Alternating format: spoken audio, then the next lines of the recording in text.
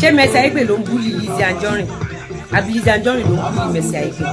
tó ẹ̀yin èèyàn wa ẹ kú dédé ìwòyí ẹ kú àsìkò yìí ǹjẹ́ ti ṣe tán láti gbọ́ ohun tí Lizzy Anjorin tó sọ nínú fídíò yìí o nítorí nínú fídíò tí ẹ̀ ń wo yìí Lizzy Anjorin sọ ọ̀pọ̀lọpọ̀ ọ̀rọ̀ nípa Mercy Aigbe Fọlá Tinubu. ẹ̀yin èèyàn wa ẹ farabalẹ̀ kí ẹ wá nǹkan fìdílé láti gbọ́ àwọn àṣírí ọ̀rọ̀ yìí tí Lizzy Anjorin tú nínú fídíò yìí. ǹjẹ́ ti ṣe tán láti gbọ́ àwọn ọ̀rọ̀ wọ̀nyí nítorí nínú fídíò tí ẹ̀ ń wo yìí ọ̀rọ̀ pọ̀ gan ni. ẹ̀yin èèyàn wa ẹ farabalẹ̀ kí ẹ wá nǹkan fìdílé láti gbọ́ àwọn ọ̀rọ̀ tí Lizzy Anjorin sọ nínú fídíò yìí.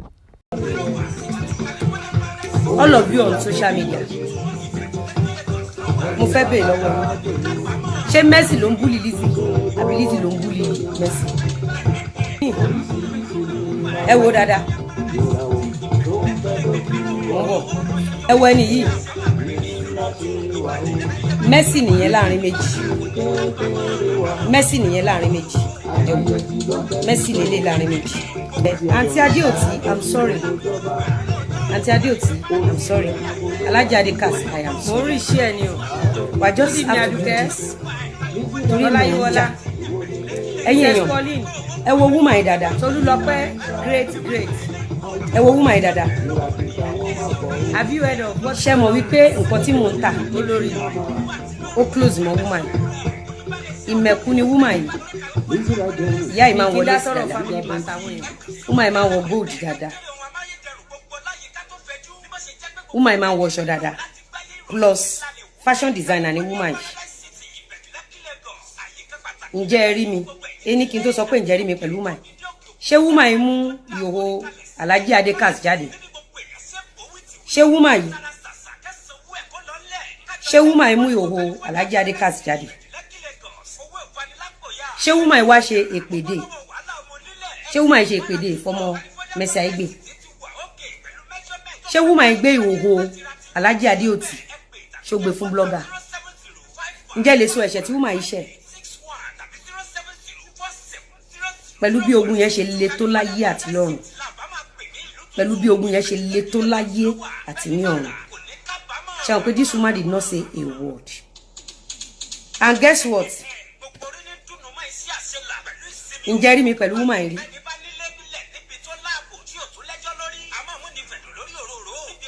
ṣé ẹ rí mi pẹ̀lú woman yìí rí? ṣé ẹ rí mi pẹ̀lú woman yìí rí? You see, a lot of things happen in film industry. Ẹ kàn rí pé ẹ ń gbọ́ àwọn kan ẹ̀gbọ́n wọn mọ́. Ẹ kàn rí pé kọ́kọ́ kọlu ẹlòmíì. Ẹ ní mo rí tán ṣẹ̀ tí ò ní dáríjì mi. Ǹjẹ́ rí mi pẹ̀lú ẹni yìí rí? Ǹjẹ́ rí mi pẹ̀lú ẹni yìí rí láyé yìí? Ǹjẹ́ rí mi pẹ̀lú woman yìí rí? I remember there was a day I met this woman. Tẹ́ bá rí eré burúkú tí mo mú. Tẹ́ bá rí eré burúkú tí mo mú. Ìyá yóò ṣẹ̀ mí. Woman yóò rò mí. But mo lọ́kọ. Ìbẹ̀rù ọkọ mi kò ní jẹ́ kí n lọ fa ogun wá fọ́kọ mi. Ẹ má gbàgbé pé mo máa ń taṣọ. Woman yìí ìmẹ̀kú ni woman yìí. Ẹ má gbàgbé pé mo ń ta gold. This woman is the best material for me láti ṣe polówó gold mi. Question tí mo fẹ́ béèrè lọ́wọ́ yín ni pé ṣé woman yìí, ṣé woman tẹ́ ń wò yìí, ṣé first wife Alhaji Adeoti ṣó gbé ìhòòhò Alhaji Adeoti síta? Ṣó record voice notes Alhaji Adeoti? Ṣó ṣépè fọmọ Mercy Aigbe? Ṣó kọ letter of authority?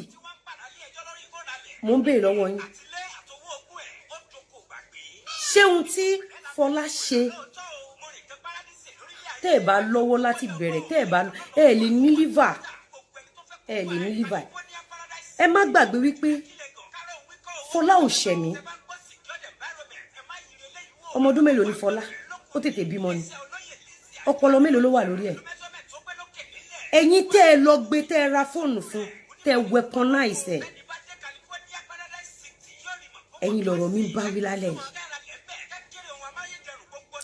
ẹ jẹ́ kí n tún gbé another one wá fún yín.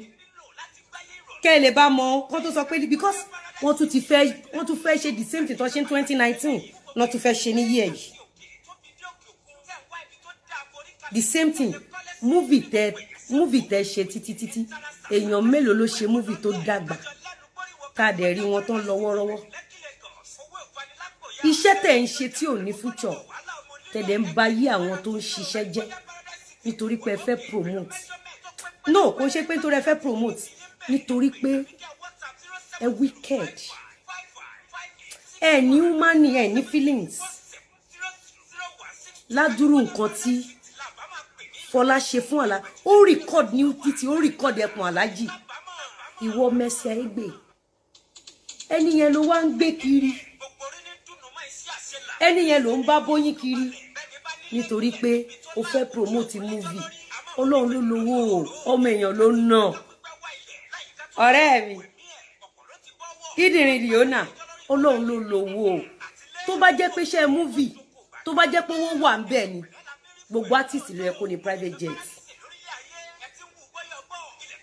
gbogbo artist ló yẹ kó mo kò fẹ́ káyé rí yín torí pé pẹ̀lú bẹ́ẹ̀ ṣe ń búlì mi tó gbogbo yín parapọ̀ ń búlì mi èdè tún paint ẹ̀ fara ayé pé mi mò ń búlì yín tó yẹ kí n sọ̀rọ̀ nìyẹn tó yẹ kí n sọ̀rọ̀ yín nìyẹn ẹ gang up lórí èmi nìkan ṣoṣo as if gbogbo àwọn Instagram TikTok gbogbo wọn as if kò tó yín ẹ̀yin fúnra ara yín wá team up ẹ dẹ̀ ń búlì yín ayé dẹ̀ ń wò yín kò dẹ̀ sí èèyàn kan tó lè pa àwọn èèyàn sákèsí ká a tó bá jẹ́ pé nu show rìkọ́ọ̀dù nudity Mr. Lawal Fọlá ṣe death certificate Mr. Lawal number 1 number 2 ọmọ mẹ́rẹ̀ẹ̀rin tó wà lọ́wọ́ Fọlá ìkọ̀kan ṣe ti Mr. Lawal wọ́n dẹ̀ búlì Mr. Lawal wọ́n búlì mi búlì àwọn ọmọ mi wọ́n lọ gbé òkú ìyá mi wá gbé òkú bàbá mi wá.